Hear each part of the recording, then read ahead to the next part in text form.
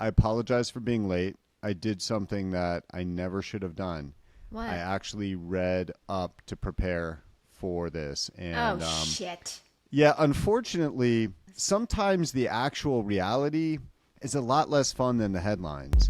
Zero. Fuck. Skipping podcast. Today we'll be covering the companies investing in the Texas Stock Exchange, Andrew Left renewing his short position on GameStop, Korea's balloon war, and much, much more. Don't forget to like, comment, and subscribe. So Citron Research, which is Andrew Left, renewed his short position on GameStop 3 years after the squeeze that supposedly drove him out of activist short selling.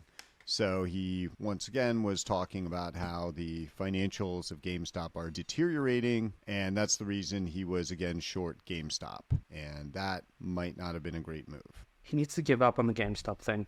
It didn't work the first time. Doesn't look like it's worked again this time. He's not winning any friends. Well, none of us do this to win friends. I mean, come on. Krista joined to win friends and influence people. The irony of this is, GameStop, I think, now has a $4 billion cash pile, maybe? Because, and this is the genius of it all. So Keith Gill, the Roaring Kitty, he does his YouTube live stream thing. That morning, the GameStop management team decides, you know what, stock's up a lot. This would be a great opportunity to cream the bid and raise $2 billion. So they do an at-the-money offering. Probably the easiest money ever an investment bank will make. The thing that stuck out to me in this whole renewed Roaring Kitty saga, I think the mark-to-market on his losses during the live stream were about $280 million. And he looked pretty fucking remarkably calm for someone who has just wiped out, like, mark-to-market, multi-generational wealth. So that was really the highlight for me. Well, what's also interesting, though, is, I mean, you left out the part how he started tweeting a few weeks ago, but just tweeting memes, and that caused the stock to rip. And then before he actually did the live stream, he tweeted out a snapshot of his trading account. And it showed that he was long like a couple $100 of stock and notional call options on this. And the question is, like, where did the guy get that money from? Because the reporting the first time around had him, I think, walking away with like, what, 20, 30 million? And there's the question, whether there's something on the back end here that enabled him to access that kind of cash to build that sort of position. So, of course, there's speculation that somehow or another Ryan Cohen was able to provide money to him, and it's just very well timed, of course, with the offering that GameStop subsequently did. But yeah, I remember when he first tweeted out his position. I mean, that was the big question that people who actually, are kind of switched on were asking, is like, where did this dude get the money? Yeah, that's the difference between you and me. I was asking why I don't have a time machine and couldn't just go back and buy out the money calls 3 days earlier. In recent weeks, South Korean activists have floated dozens of balloons bearing K-pop, dollar bills, and anti-Kim Jong-un propaganda up to North Korea. North Korea's response, sending back 330 trash-filled balloons. South Korea now plans to blast loudspeaker messages carrying messages of light and hope to North Korean citizens. I think the blueprint for that was actually created by South Korea when it first encountered activist investors, and they threw a bunch of shit at them. So I think this is the North Koreans, they're a little bit underdeveloped when it comes to capitalism. So I think that they just basically they heard activist and they're like, oh yeah, this is what you do with activists. And, so they send them a bunch of shit and trash. Kim Jong-un has systematically starved the people of North Korea. The little bit I've read about him tells me, part of it, he's just done it for the sport. But I think also some of it has been done because he's directed such a significant part of GDP to the nuclear program. And I think they do have a nuke Probably, but it doesn't always successfully test when they launch it, or maybe they don't have a new guy. I don't entirely know. This is a pretty effective weapon, and he could have bought a lot more cognac and built more water slides if he hadn't been so focused on the whole nuke thing. Well, actually, neither is really the case. One of the reasons why North Korea is starving, I mean, if you get past the whole communism generally does not work as an economic system, is that with the food that it imports, that primarily goes to the military. So it's not that they're not feeding the food into nuclear weapons. They're just taking the food and giving it to the military. But then, yeah, they do have nuclear weapons. They have successfully tested them. They also have tested ballistic missiles successfully. They claim their ICBMs or their ballistic missiles do have intercontinental range and could reach the west coast of the United States. I don't know whether we totally believe that or not, but yeah, I mean, the world would be better off without the Kim family around, and certainly the streets of Seoul would be a little bit cleaner too. Next, we have a stock market in Texas. BlackRock and Citadel have invested $120 million in plans for the upcoming Texas Stock Exchange. Texas businessman James Lee, who's spearheading the launch, aims to launch the exchange in Dallas by next year, 2025. The fully electronic exchange seeks to diversify the U.S. financial markets and establish Texas Stock Exchange as a significant industry player with plans to submit registration to the SEC later this year. What do you guys think about this? I think it's a non-story. I mean, first of all, an exchange is now just a bunch of servers. That's all it is.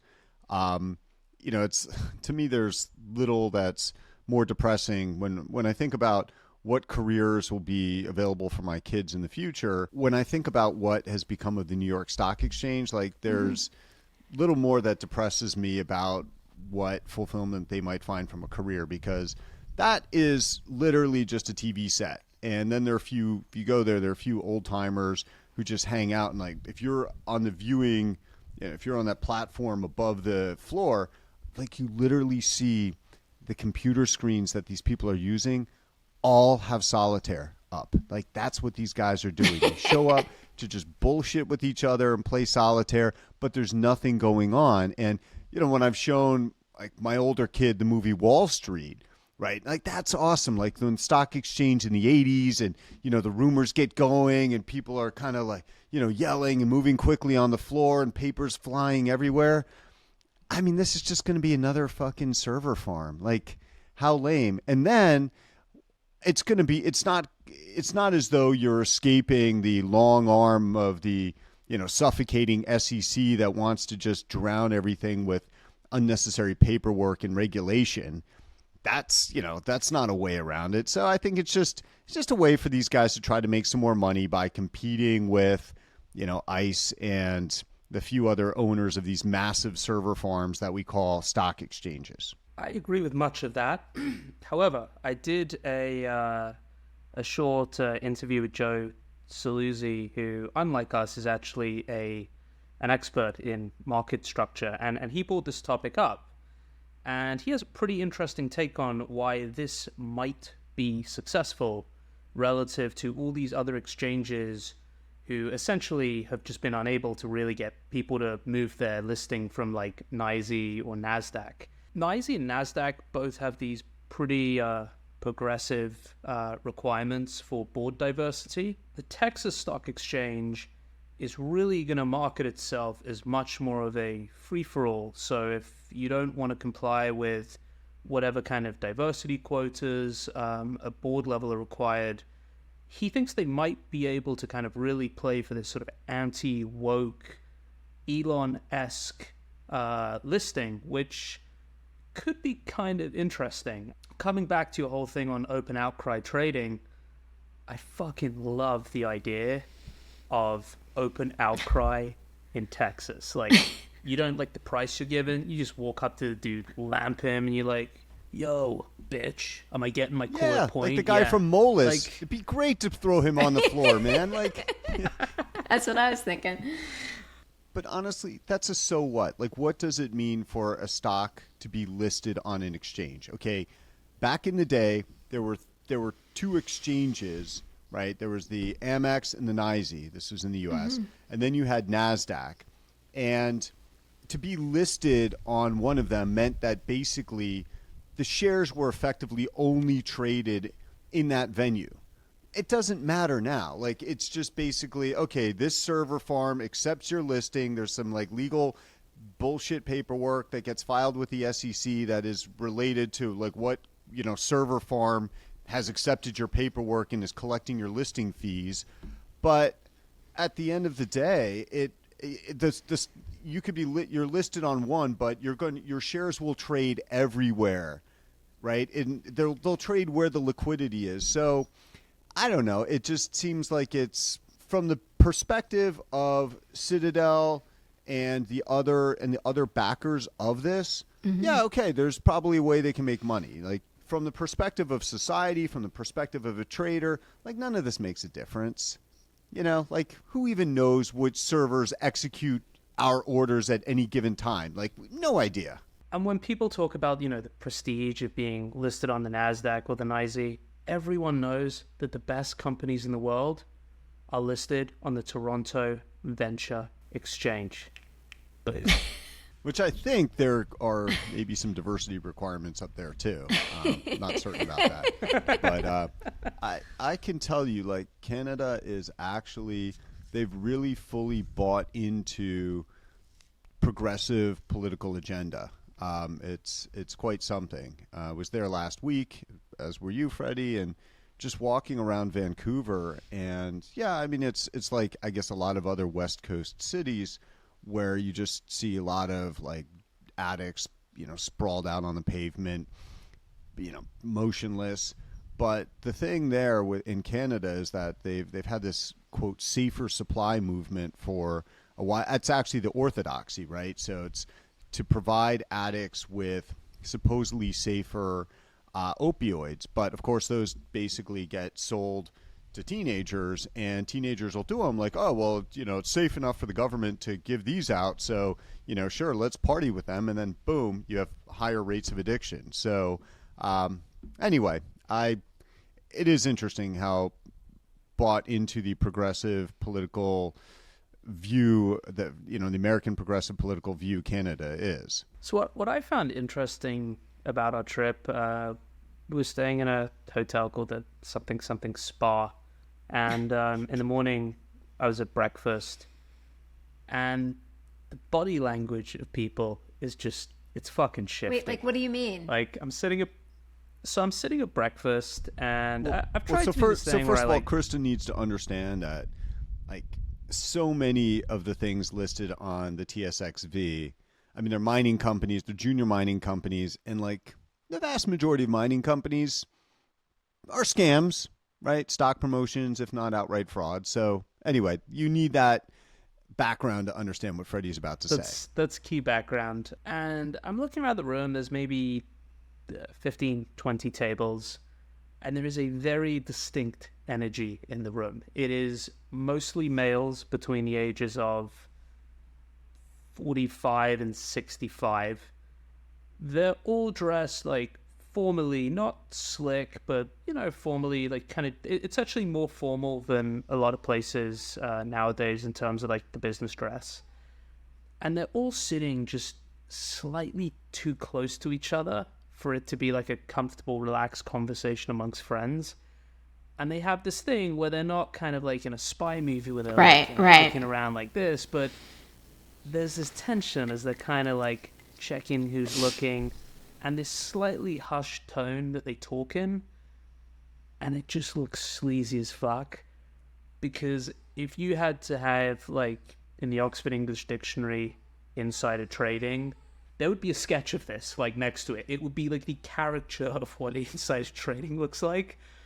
And without hearing anything or knowing the people, you still get the vibe that that's what's going on. It is this like really interesting, tangible energy in the room because everyone in the room is doing it. That observation is borne out by a lot of stock charts in the space. I mean, so many times it's like, obvious that the news has hit before the news actually hits when you look at this class of stocks. Yeah, I'm pretty fond of saying, like, if a stock is moving in Canada and you don't know why, it's not because there isn't news. It's just that you don't know it yet. You didn't have breakfast at the Wedgwood. Hideki Matsui earned acclaim as a baseball icon in both Japan and the United States for his powerful swings and Godzilla nickname. But the former New York Yankee is also known for his extensive pornography collection, a second-to-none goon cave reportedly consisting of 55,000 adult videos. I thought you had a lot, but Freddie, this guy totally beats you out of the water. I'm a magazine guy. All right, I apologized for being late to filming, and I said that I committed the sin of actually trying to prepare and read into details. And one of the disappointing elements here is this was reported first in 2003, that he had 55,000 porn videos. Now, I don't know why it's Freddie, been this re-reported. was yours. And we're in the business of business of re-reporting. So I'm not sure In why case somebody people missed it. reported it. But That's what people do. Yeah, bringing it back for a new generation. I know. People are not going to know this guy. I knew him. But what's worth noting here, so when it was first reported in the Western press in 2003, I think it was an article in Time. So it said that he'd been known for years for by the Japanese press. I guess most of who covered him were men, for swapping porn videos with them, and that's how he amassed his 55,000 videos. And he was also known apparently for enjoying. I guess Japan's got some great traditions that I have yet to hear about, but I guess there's something called panty-less shabu shabu. I'm assuming that it has something to do with waitresses not wearing panties as opposed to Hideki Matsui not wearing underwear to go eat there. But so anyway, they quoted a Japanese reporter as saying, "Matsui is a horny guy. All of us are horny, more or less, but Matsui doesn't attempt to hide the fact." It's unfortunately it's a bygone era when things like this were celebrated, but the guy's in the Hall of Fame in Japan. Great baseball player and a great consumer of porn. So with that, I send him off with a bonsai. So for a time, Joshua Wright juggled a wife, 3 children, 3 mistresses, and well-paid career as a law professor and antitrust consultant for Google, Qualcomm, and Facebook. Now, multiple former students have come forward claiming Wright abused his power to engage in sexual contact with them. Wright, a former FTC commissioner, admits to the relationships but denies coercion, now seeking $108 million in damages for alleged defamation. There's another horny guy there. But this was reported by the Wall Street Journal, and to me, there was a buried lead. And the buried lead was this. So obviously, having gone through what we've gone through, we've witnessed up close and in a very personal manner the abject corruption of academia and society's broken relationship with academics and academia, where so many people, especially in positions of authority, are willing to put these people on pedestal and basically lap up whatever they have to say. So the interesting thing here, well, I also want to point out one of my favorite, just little, if we get into the whole horny guy aspect of it, is that he was a professor, or I think still is, at George Mason University at the Antonin Scalia Law School. And true story, when I was in law school, I actually thought of Scalia as the least horny man on the planet. And that's because in a legal ethics course on a final exam, I was asked to describe which theory of law I thought best synthesized, the hundreds of years of American jurisprudence. And I went with the critical theory, which is that there is no such thing as law. Judges basically just, they've got their personal preferences, and then they look backward to find what they want. in order to bend that to their present desire. And I cited Scalia a number of times, just saying like, yeah, the only way, he states' rights on this, but when it comes to like sex, this dude's totally anti-states' rights. And I think I just basically, in a law student formal way, accused him of being the least horny guy on the planet, my law school exam. And I got an A. But that's not the thing that was really interesting to me about this story. So what was interesting is, again, this Professor Joshua Wright, his specialty is antitrust. And so in addition to teaching at Antonin Scalia Law School, he was a lawyer at Wilson Sonsini. And then when some of this came out, Wilson Sonsini said, hey, why don't you just be a consultant for these clients? And the clients are like some of the largest companies in the world, like Google, especially the tech companies. So Wright, it just so happened that while Wright at Wilson Sonsini and also after, all of his research seemed to support that these companies were not violating antitrust laws. But what to me is really interesting, and the article did go into this, but it's in the middle, and it's just, so he was able to get these companies to donate to an antitrust legal study center he set up at the law school. And that antitrust legal study center held these symposiums in Napa and Hawaii that were attended by top antitrust officials from authorities around the world. So basically, his clients are paying for this guy to write research that, somehow, oh, no, my clients are never violating the law.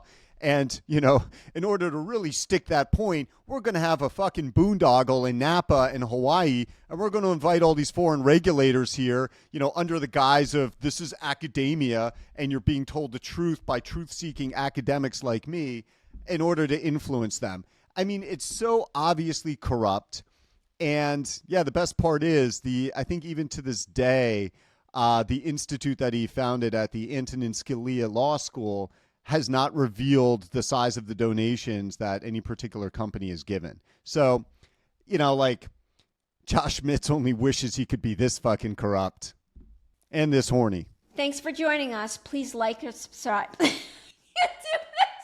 Because Krista's become physically incapacitated, I'm going to do the outro. Thanks for joining us, and don't forget to like or subscribe. See you next time on Zer0es. Okay, you sound like a fucking... Like you should sound, goddammit. No, that was It's not creepy. my job to be fucking cheery. Zero fucks given podcast.